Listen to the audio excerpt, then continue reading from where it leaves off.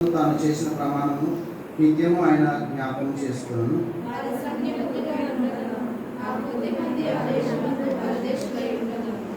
కొలబడిన స్వాస్యముగా కానాను దేశము మీకు ఇచ్చేదని ఆయన సెలవిచ్చెను.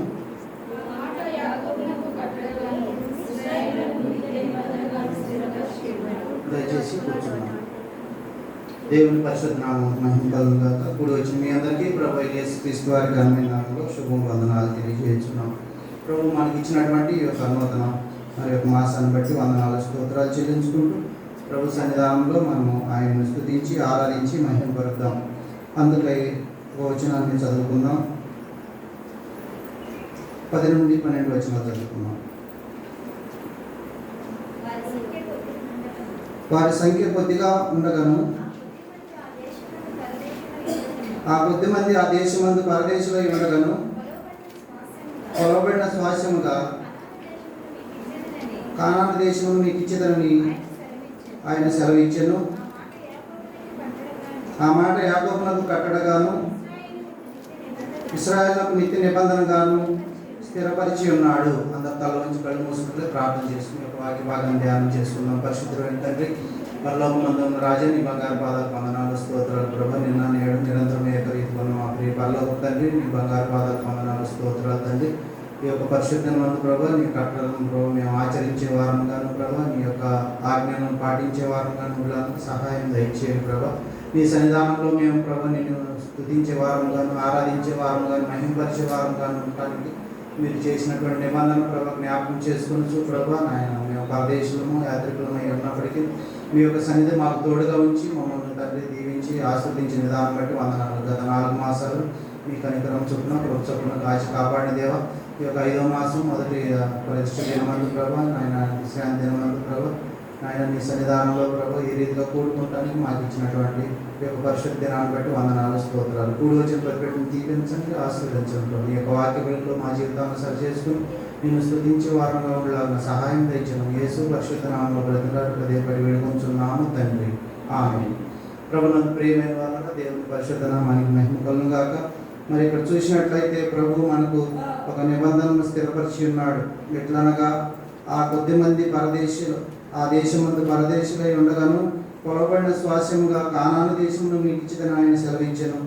ఆ మాట యాకోబునకు కట్టడగాను ఇశ్రాయేలునకు నిత్య నిబంధనగాను స్థిరపరిచి ఉన్నాడు. ప్రభు మనందరూ కూడా పరదేశులము యాత్రికులముగా ఉన్నప్పుడు దేవుడు తన యొక్క సన్నిధి మనకు తోడుగా ఉంచాడు. కనుక ఈ యొక్క పరదేశంలో మనము అనగా ఈ లోకంలో మనం ఉంటున్నప్పుడు దేవునికి మహిమకరంగా జీవించినట్లయితే మరి మనము ఆయన దగ్గరకు వెళ్ళినప్పుడు ఆ దేశానికి పరలోక దేశానికి వెళ్ళినప్పుడు దేవుడు మనల్ని ఎంతగానో ఆశీర్వదించి దీవించి హత్తుకొని మనల్ని నడిపిస్తాడు. ప్రభునందు ప్రియమైన వారు కాబట్టి ఆ యొక్క పరదేశమునకు అర్థమేమనగా దేవుడు మనల్ని కొలవబడినటువంటి స్వాస్యంలోనికి మనం నడిపిస్తున్నాడు. అనగా ఆయన యొక్క సన్నిధానంలోనికి పిలుస్తూ ఉన్నాడు. ఈ యొక్క లోకంలో పరదేశంగా ఉన్నప్పటికీ ప్రభు తన సన్నిధిని మనకు తోడుగా ఉంచుతున్నాడు. ప్రభునందు ప్రియమైన వారు ఈ యొక్క పరదేశం అనే మాటను మనం బైబిల్ గ్రంథంలో చూసినట్లయితే నిర్గమాకాండము 2వ అధ్యాయము 22వ వచనం చదువుకుందాం. నిర్గమాకాండము 2వ అధ్యాయము 22వ వచనం. ఆమె ఒక కుమారుని కన్నప్పుడు మోషే నేను అన్ని దేశములో పరదేశమై ఉంటుందనుకుని వానికి గెర్షోము అను పేరు పెట్టాను. హల్లెలూయా. ప్రభునందు ప్రియమైన వారు కొన్ని వాక్యాలు మాటలు మనకు దేవుని యొక్క సన్నిధిలో దేవుని యొక్క జ్ఞానపూర్వకంగా మనం ధ్యానించినప్పుడు మాత్రమే అవి అర్థమవుతూ ఉంటాయి. కాబట్టి బైబిల్ గ్రంథంలో అనేకమైన మాటలు మనం జ్ఞాపకం చేసుకున్నప్పుడు దేవుడు మనకు ఆయన యొక్క ఆశీర్వాదాన్ని దయచేసే దేవుడుగా ఉంటున్నాడు. కింద చూసినట్లయితే ఆ యొక్క పుట్టినోట్లో పరదేశి అని రాయబడి ఉన్నది. కాబట్టి దేవాది దేవుడైనటువంటి యెహోవా మనము కూడా ఈ లోకంలో పరదేశము యాత్రికంగా ఉన్నాం కనుక ఈ యాత్రను ముగించుకోవడానికి దేవుడు ఒక సదావకాశాన్ని ఇచ్చాడు. కాబట్టి మనుషుని యొక్క ఆయుష్ 75 సంవత్సరములు, అధిక బలము ఉన్న ఎడల 80 సంవత్సరములు. కాబట్టి దేవుని యొక్క సన్నిధిలో మనం ఈ సంవత్సరాలను జాగ్రత్తగా గమనించుకుంటూ రేపనేటువంటి సమయం ఉండగానే మనం ఈ రోజే ఆయన ఇచ్చినటువంటి కార్యక్రమాలను మనం జ్ఞాపకం చేసుకుని వాటిని మరి సంపూర్తి చేయవలసిన వరమైన ప్రభునందు ప్రేమైన వల్ల. కాబట్టి ఆమె ఒక కుమారుని కన్నప్పుడు మోషే నేను అన్ని దేశములు పరదేశినయుడిననుకుని వానికి గెర్షోము అని పేరు పెట్టెను. ప్రభునందు ప్రేమైన అది మామూలుగా మా యొక్క ఆయన జీవించడానికి సహకరించినటువంటి దేశము అయినప్పటికీ ఆ యొక్క అన్ని దేశములు మతము కానీ అక్కడ ఉన్నటువంటి ప్రజలు కానీ సహకరించలేనప్పటికీ కూడా దేవుడు తన యొక్క సన్నిధిలో తన యొక్క కృపను బట్టి దేవుడు ఆయన బిడ్డను ఎంతగానో కాచి కాపాడుతున్నప్పుడు ఈయన ఇక్కడ మరి ఆయన ఇచ్చినటువంటి కుమారుని బట్టి ఇదిగో ఈయన పేరు గెర్షోము అని పేరు పెట్టాను. కాబట్టి దానికి పేరు అర్థమేమనగా పరదేశీ ప్రభునందు ప్రియమైన వాళ్ళరా. మనము కూడా ఈ లోక యాత్రలో జీవిస్తున్నప్పుడు పరదేశము యాత్రికులుగా ఉన్నప్పుడు దేవుడు తన యొక్క కృపను బట్టి మనం నడిపిస్తున్న జ్ఞానాన్ని మనం కలిగి ఉండాలి ప్రభునందు ప్రియమైన వాళ్ళరా. అంతేకాదు దేవుని యొక్క సన్నిధిలో అట్టి పరదేశంలో మనము ఎంతగానో మరి గౌరవంగా చూసుకోవాలి, మర్యాద చూపించాలి వారి పట్ల. మనం కూడా ఇతర ప్రదేశాలకు వెళ్ళినప్పుడు మనం క్రైస్తవ బిడ్డలు అనుకున్నప్పుడు ఆ యొక్క సంఘం వారు కానీ ఆ యొక్క ప్రజలు కానీ మనల్ని ఎంతగానో మర్యాదగా చూపిస్తూ ఉంటారు ప్రభునందు ప్రియమైన వాళ్ళరు. అలాగే మనం బయట వారం అని చెప్పి వారు ఎంత మాత్రం కూడా త్రోసివేయరు. కాబట్టి అట్టి మర్యాద మనం కలిగి ఉండడానికి కానీ దేవుడు ఒక సూచక్రియను తెలియజేస్తున్నాడు. ఎట్లనగా నిర్గమాకాండము 22వ అధ్యాయము 21వ వచనం చదువుకుందాం.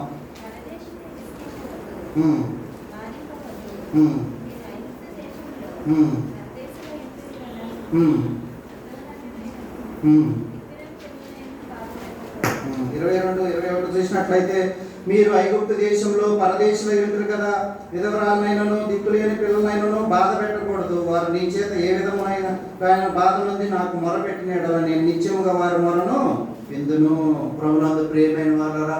కాబట్టి మనము ఈ లోకంలో పరదేశంలో యాత్రికమై ఉన్నప్పటికీ దేవుడు తన యొక్క సకల సంపత్తిని మనకు దయచేసి తన యొక్క శ్వాసంలో మనం ఉండడానికి దేవుడు కృప చూపుతున్నాడు.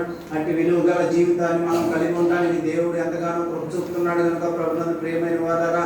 కాబట్టి దేవుడు మనకి ఇచ్చినటువంటి విలువైనటువంటి జీవితాన్ని బట్టి ఈ లోకంలో మనం కొద్ది దినాలే జీవించాలి కనుక తర్వాత ప్రభు మహిమలో మనం మహిమయందు మనము చేర్చబడడానికి దేవుడు కృప చూపుతున్నాడు కనుక అట్టి మహిమలో ప్రవేశించే ముందు మనము దేవుడు మనకి ఇచ్చినటువంటి లెక్క చొప్పున మనము ఆయన సన్నిధిలో గడపవలసిన వారన్నా ప్రభునందు ప్రియమైన వాళ్ళరా.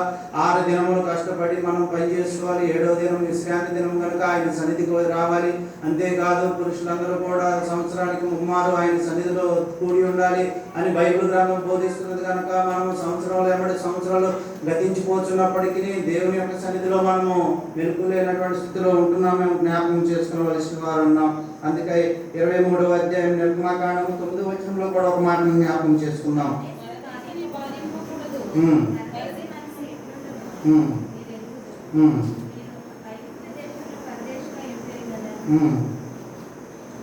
కాబట్టి దేవుడు తన యొక్క సన్నిధిలో మనందరూ కూడా పరదేశిని బాధింపకూడదు. పరదేశి మనసు ఎట్లుండునో మీరు ఎరుగుదురు, మీరు ఐగుప్తు దేశంలో పరదేశులై ఉంటుంది కదా. ఇక్కడ మోషే అందుకే ఇదిగో మరి తన యొక్క కుమారుడి పేరు ఇదిగో పరదేశి అని చెప్పి పేరు పెడుతూ ఉన్నాడు ప్రభునందు ప్రియమైన వాళ్ళరా. కాబట్టి దేవుని యొక్క సన్నిధిలో దేవుడు మనకి ఇచ్చినటువంటి కృపను బట్టి మనము ఈ లోకం అంధకారంలో జీవించున్నప్పుడు మనల్ని ప్రభువు ఎన్నుకుని తన యొక్క కృప చేత ప్రేమ చేత మనల్ని హత్తుకొని తన విలువైనటువంటి రక్తాన్ని మన ప్రభువు పెట్టి మనం కొని ఉన్నాడు ప్రభునందు ప్రియమైన వాళ్ళరా. అట్టి భాగ్యం పొందుకున్నటువంటి నీవు నేను ఎంతో ధన్యులం కనుక ఆయన యొక్క సన్నిధిలో మనం ఈ లోకంలో ఏది ఉన్నానో లేకపోయినానో దేవుని యొక్క సన్నిధిలో మనం అనుభవపూర్వకంగా తెలుసుకుంటానికి గాను ఆయన సన్నిధిని విడువక ఎడబాయక ఆయన యందు మనం ప్రేమ కలిగి ఉండవలసిన వారు ఉన్నాం ప్రభునందు ప్రియమైన వాళ్ళరా. అంతేకాదు ద్వితీయోపదేశకాండము 1వ అధ్యాయం 16వ వచనంలో ఒక మాట జ్ఞాపకం చేసుకుందాం. ద్వితీయోపదేశకాండము 1వ అధ్యాయం 16వ వచనం.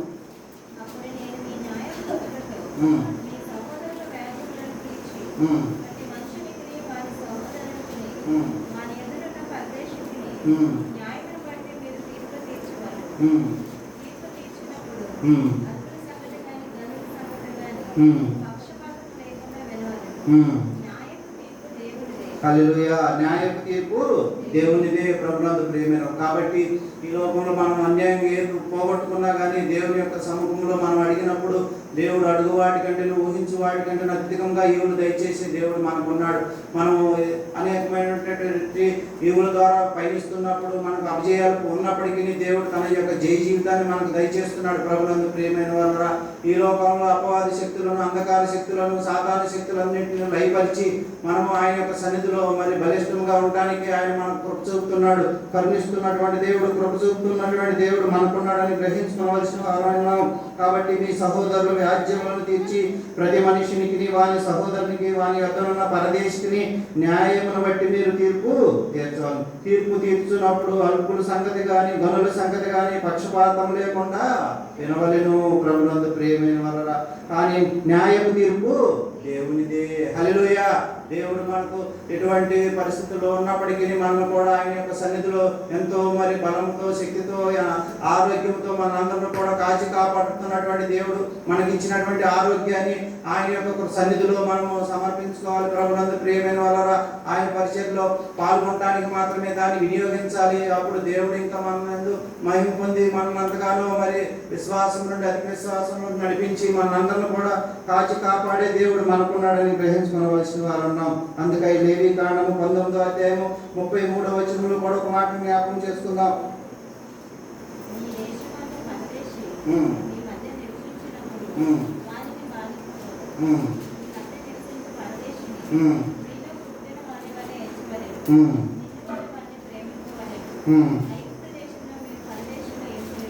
చాలండి. ఇక్కడ చూసినట్లయితే మీ మధ్య నివసించు పరదేశిని మీలో పుట్టిన వాళ్ళ వలె ఎంచవలెను, నిన్ను వలె వారిని ప్రేమింపవలెను.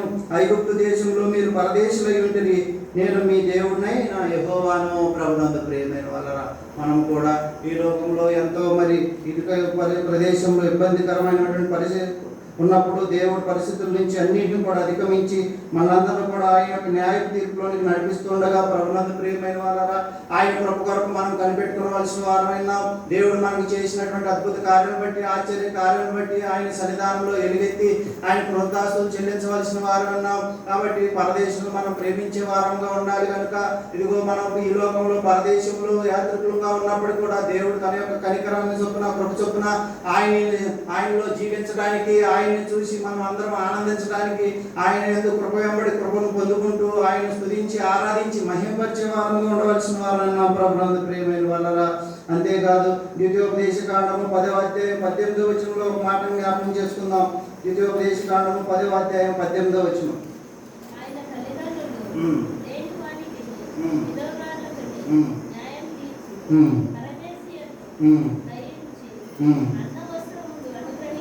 చాలండి. ఆయన తల్లిదండ్రులు లేని వారికి, విధవరాలికి న్యాయం తీర్చి పరదేశి యందు దయించి అన్న వస్త్రములను అనుగ్రహించువాడు. మీరు ఐగుప్తు దేశంలో పరదేశులై ఉంటురు కనుక పరదేశిని జాలి తలచుడి. మీ దేవుడైన యెహోవాకు భయపడి ఆయనను సేవించుడి. ఆయనను హత్తుకుని ఆయన నామమును ప్రమాణం చేయవలను. ఆయనే నీకు కీర్తనీయుడు. నీవు కళ్ళారా చూచుండగా భీకరమైన గొప్ప కార్యములను నీ కొరకు చేసిన నీ దేవుడు ఆయనే. మీ పితరులతో 70 మంది ఐగుప్తులకు వెళ్ళిరి. ఇప్పుడు నీ దేవుడని యెహోవా ఆకాశ నక్షత్రం వలె నిన్ను విస్తరింపజేసి ఉన్నాడు. కాబట్టి అతి మర్యాదను కలిగి ఉండవలసిన వారమైన ప్రభునందు ప్రియమైన వారా, అటు రీతిగా దేవుడు మనల్ని ఎంతగానో గౌరవిస్తూ ఉన్నాడు. ఆయన మహిమా ప్రభావం మనకు ధరింపజేసి ఆయన యొక్క సన్నిధిలో కూర్చొని పెట్టుతున్నాడు ప్రభునందు ప్రియమైన వారా. కాబట్టి మనం అడుగు వాటికంటే, ఊహించు వాటికంటే అత్యధికంగా ఈవులు దయచేసే దేవుడు మనకున్నాడని గ్రహించుకొని ముందుకు కొనసాగుతున్నప్పుడు ఇక్కడ మోషే ఏ రీతిగా అయితే తన కుమారుడు మరి జన్మించినప్పుడు నేను అన్ని దేశంలో పరదేశినై ఉంటుననుకుని వానికి గెర్షోము పేరు పెట్టాను. అందుకే అబ్రహాంకు ఒక నిబంధన స్థిరపరిచి ఉన్నాడు దేవాది దేవుడైనటువంటి యెహోవా. మరి ఆది కాండము 15వ అధ్యాయం కనుక చూసినట్లయితే అక్కడ మాటను జ్ఞాపకం చేసుకుందాం. ఆది కాండము 15వ అధ్యాయం 13వ వచనం. ఆయన నీ సంతతి వారు తమది కాని పరదేశమందు నివసించి ఆ దేశపు వారికి దాసులుగా నుందురు.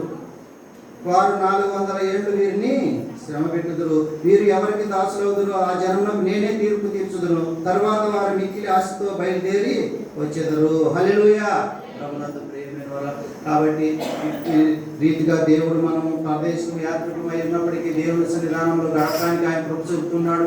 గత సంవత్సరములన్నీ కాచి కాపాడినటువంటి దేవుడు, గత మాసములన్నీ కాచి కాపాడినటువంటి దేవుడు, ఇశ్రాయేలును కాపాడేవాడు, కునుకడు నిద్రపోవడం అనేటువంటి వాగ్దానాన్ని మన పట్ల జరిగిస్తూ మనకు నెమ్మదినిస్తూ పోషిస్తూ ఉండగా, అందుకే భక్తుడు అంటున్నాడు, కట్టుకున్న భార్య నీపై కుప్పలా కూలినా, కన్న బిడ్డల కన్నీరు ఏరులై పారినా. కట్టుకున్న భార్య నీపై కుప్పలా కూలినా, కన్న బిడ్డల కన్నీరు ఏరులై పారినా. అన్నదమ్ములు నీకై అలవటించిన కలవరించిన, బంధువులంతా బ్రతిమాలిన, ఆత్మీయులే కట్టడించిన,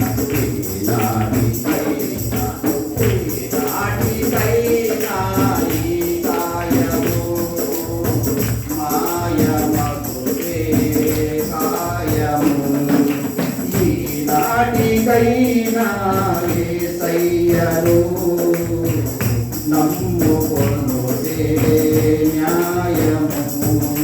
పరదేశీ పరదేశీ పరదేశీ ఓ పరదేశీ. ఫ్యాక్టరీలు ఉన్నా, మోటార్ కారులెన్ని ఉన్నా, పొలాలెన్ని ఉన్నా, ఎళ్ళ స్థలాలెన్ని కొన్నా, ఫ్యాక్టరీలు ఉన్నా, మోటార్ కారులెన్ని ఉన్నా, పొలాలెన్ని ఉన్నా, ఎళ్ళ స్థలాలెన్ని కొన్నా, అందగాడివైనా ఆటగాడివైనా, అందని మాటగాడివైనా, సిపాయివైనా కసాయివైనా, వికారివైనా ఏకాకివైనా, ఏ నాటికైనా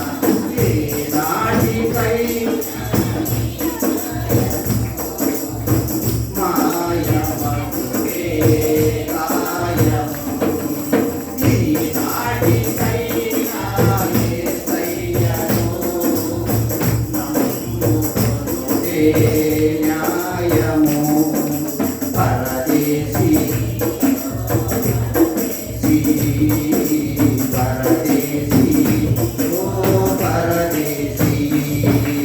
తెల్లవాడివైనా తెలిసిన నల్లవాడివైనా, నాయకత్వమున్నా ఎంతటి ప్రేమతత్వమున్నా, తెల్లవాడివైనా నల్లవాడివైనా, నాయకత్వమున్నా ఎంతటి ప్రేమతత్వమున్నా, విద్యవేదమైనా తత్వవేదమైనా, ఎంతటి శాస్త్రవేదమైనా, ఎదిష్టువైనా దిగిష్టువైనా, మతిష్టువైనా భూపిష్టువైనా, ఏ నాటికైనా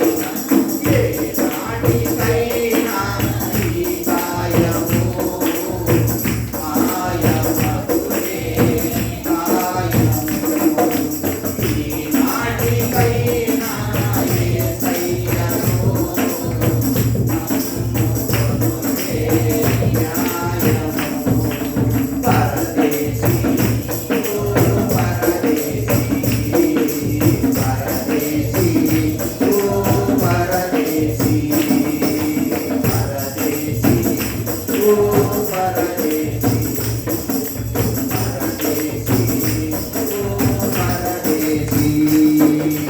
యేసు రక్తమే సిలువ రక్తమే, యేసు రక్తమే సిలువ రక్తమే, యేసు రక్తమే సిలువ రక్తమే, యేసు రక్తమే సిలువ రక్తమే, యేసు రక్తమే సిలువ రక్తమేము, యేసు రక్తమేము, సిలువ రక్తమేము, యేసు రక్తమేము, సిలువ రక్తమేము. కాబట్టి ప్రభువునందు ప్రియమైన వారలారా, ఇదిగో వారు 400 ఏళ్ళు వీరిని శ్రమ పెట్టుదురు, వీరు ఎవరికి దాసులవుదురు, ఆ జనమునకు నేనే తీర్పు తీర్చుదును. తరువాత వారు మిక్కిలి ఆశతో బయలుదేరి వచ్చేదారు. కాబట్టి అబ్రహాము ముందుగానే దేవాది దేవుడైనటువంటి యెహోవా వాగ్దానం ఇచ్చి ఉన్నాడు. ప్రభునందు ప్రియమైన వాళ్ళ నిబంధనను స్థిరపరుస్తూ ఉన్నాడు. ఎట్లనగా ఐగుప్తు దేశానికి మరి ఇశ్రాయేలు ప్రజలు ఎంతమంది వెళ్ళి ఉన్నారు? 70 మంది వెళ్ళారు. ఇప్పుడు ఆకాశ నక్షత్రముల కంటే మరి ఎంతగానో విస్తరించి దేవుడు 20 లక్షల మంది కాలు బలాన్ని మరి ఇదిగో అన్నపానములతోనూ మరి వస్త్రాలతోనూ పోషిస్తున్నాడు. ప్రభునందు ప్రియమైన వారా, ఇదిగో కాబట్టి దేవుడు మనం ఆహారం గురించి కానీ వస్త్రం గురించి కానీ దేని గురించి చింతపడకుండా దేవుని సన్నిధానంలో మనం ముందుకు కొనసాగుతున్నప్పుడు అన్నాడు ఎలా పోషించబడ్డారు ఇశ్రాయేలు ప్రజలు, అలాగనే మనము కూడా మన కుటుంబాలు పోషించబడతాయి. కనుక దేవుని సన్నిధిలో మనము ఆయన్ని హత్తుకుని జీవించవలసిన వారన్నాం. అందుకే ఆ వాగ్దానాన్ని స్థిరపరుస్తున్నాడు. ఎట్లనగా ద్వితీయోపదేశకాండము 23వ అధ్యాయం 7వ వచనం చదువుకుందాం.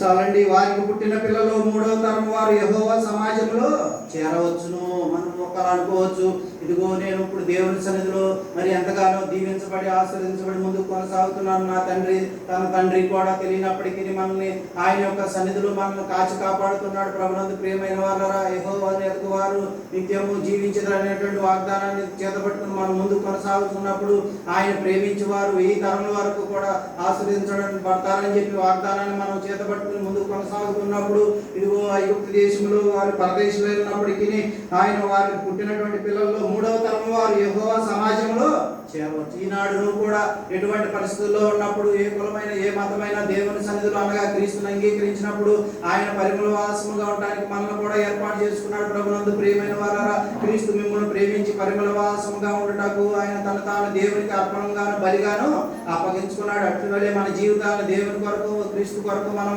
అప్పగించుకున్నప్పుడు దేవుడి యొక్క సన్నిధిలో మనం సంఘంలో ఎంతో మరి పరిచయం చేసే వారంగా ఉండడానికి దేవుడు కృప చూపుతున్నాడు. అందుకే ఎఫెసీయులకు రాసిన పత్రిక చివరిగా 2వ అధ్యాయం 19వ వచనం చదువుకుని ముగించుకుందాం.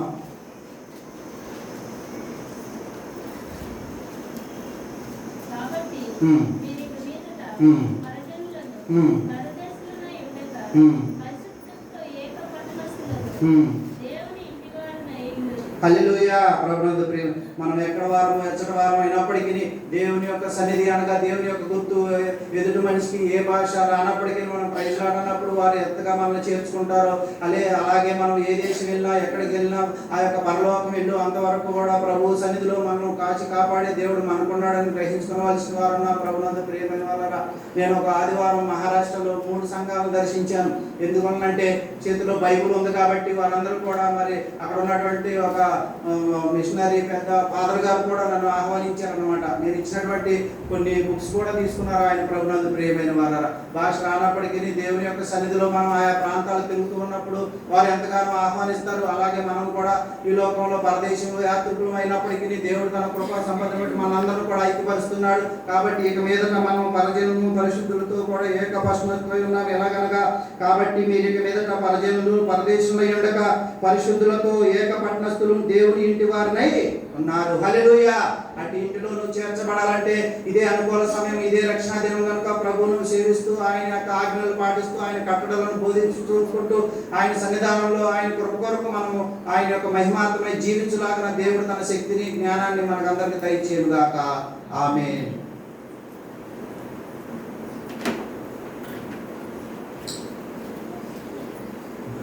ఆరాధన వర్తమానంలో అనేక విషయాలు